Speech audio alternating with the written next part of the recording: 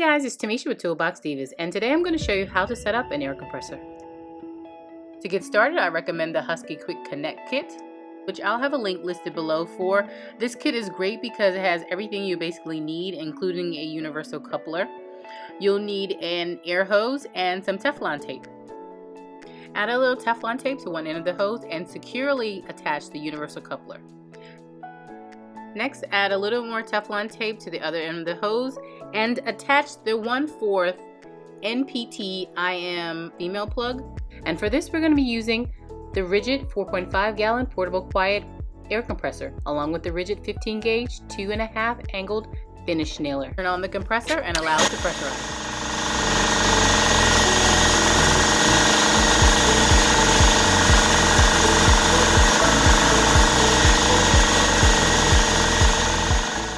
This compressor will automatically turn off once the tank pressure reaches 200 psi. Now connect the universal coupler on the hose to the air inlet of the pneumatic finishing nailer.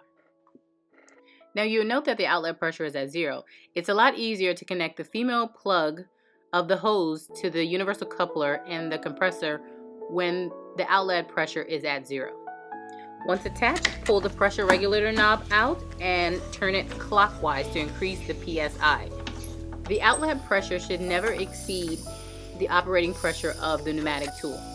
For the RIDGID 15 gauge angled finishing nailer, the operating pressure is 70 to 120 psi.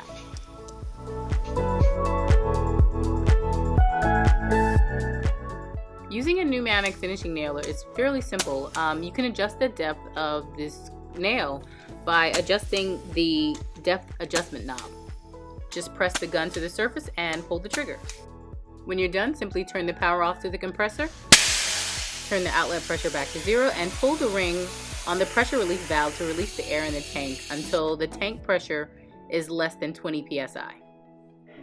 It is then you can tilt the compressor and release and drain any moisture that might be in the tank of the compressor.